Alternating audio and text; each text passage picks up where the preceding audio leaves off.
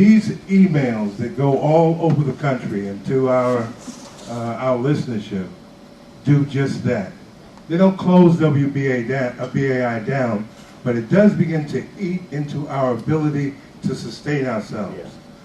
I had my landlord come to me with an email from Stephen Brown asking me, what's this about? WBAI programmer Mimi Rosenberg spoke out against Brown's attacks. Whether it's characterizations about apes or towering black men that conjure up the most vulgar images that were propagated in the birth of a nation and are still rooted in our body politic, whether it's jeopardizing an individual's livelihood, libeling and slandering the organization, demeaning it, driving away donors, indeed coming up with statements that are actionable, definitely prima facie case of defamation here. Even Patty Heffley, a former member of ListProg and still a strong ally, said, First of all, I will say that I find Steve Brown, many of his statements to be completely insensitive, and they are rather offensive to a lot of different people for a lot of different reasons. Heffley proposed an amendment which would add board training to the motion. So I'm saying that we need board training. That could, some of that, there's been a lot of talk of fiduciary and all the other problems. So I think that, we really never had board training. We had a little bit one time. And perhaps, people really understood their responsibilities. That might actually help. So that's my amendment. The notion that a member of this board needs training to know not to be racist, not to malign people's characters, not to talk about the staff in a disrespectful and obnoxious way. I mean, it would be bad enough if it was just a matter of name-calling and high-pitched accusations, but accusations that often as not are not even based in any facts. Steve Brown was recently highlighted in a New York Times article about a chateau owned by him, which was literally shipped from France and reassembled in the Long Island town of Brookville years before he purchased it. According to the article, the estate is worth nearly $7 million. Eddie Ellis, producer of the WBAI Prison Issues program, On the Count, characterized the long-running campaign against WBAI program director Bernard White in a 2004 forum, which also described the campaign Brown and his allies waged against the then general manager, Don Rojas, who later resigned. We have to mobilize and energize our forces because our opposition is well organized and well financed. You know the name Steve Brown.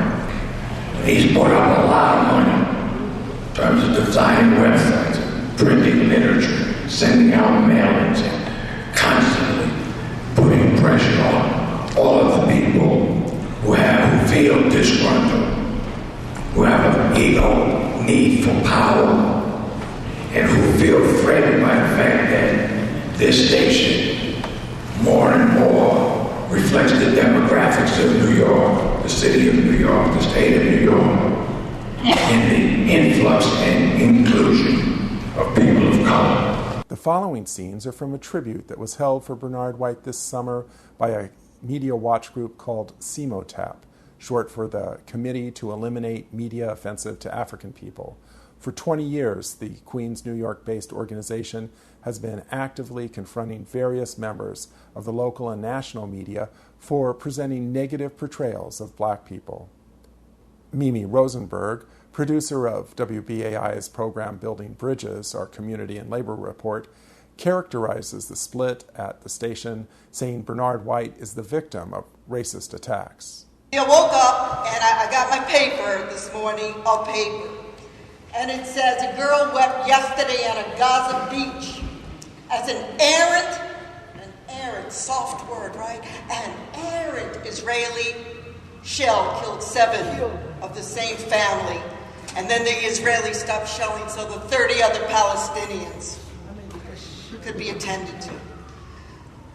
Pam Africa, all you folks out there, You need to know something. You need to know truth. I could talk about fishing with Bernard. I could talk about our food fest and stuff and what a gentle, lovely man he is. But I will tell you what you need to know. You better protect him. You better protect him. He's been accused of anti-Semitism because he speaks about the brutality of occupation of the Israelis. You better protect him because it's not about 200 different attitudes at our station. It's about an ideological perspective of white supremacy.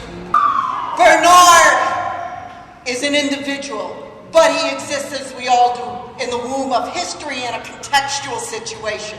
And he is in jeopardy. And he's in jeopardy as our network, as our station is, from white power, from white supremacy, because he talks about this. Bernard White is widely respected by many in the WBAI community and is one of the station's best on-air fundraisers. At the CEMOTAP tribute, a community activist, Anthony McCall, talks about White's dedication as he presents the award. Bernard White was a freedom fighter before he ever heard of WBAI, and certainly before he came to WBAI. When he came there, he brought that consciousness, that undying love of his people, that love that we remember Kwame Ture, that we remember Che Guevara, that we remember Amilcar Cabral for. That's the undying love that Bernard White brought to WBAI. When he became the program director after the loss of one of our great and beloved comrades, there was very little other choice to be made. Lombe made that point earlier. I ask you to ponder very quickly, if not Bernard, who? Keep that in mind as we go forward, because he will continue to be a freedom fighter tomorrow and tomorrow and tomorrow.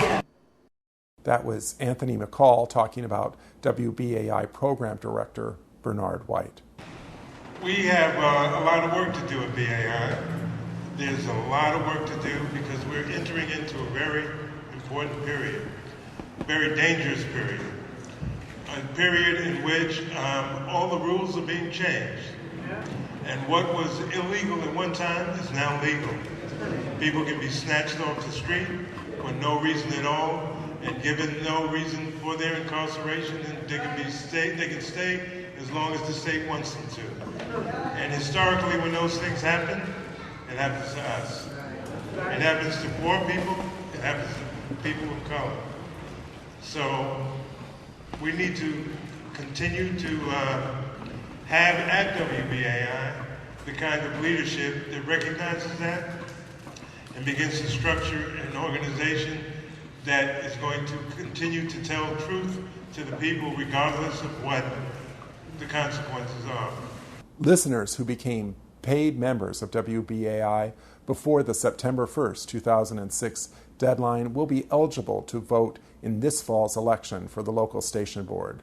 For more information about the Justice and Unity campaign, go to www.justiceunity.org or call 212-591-2111. That's 212-591-2111.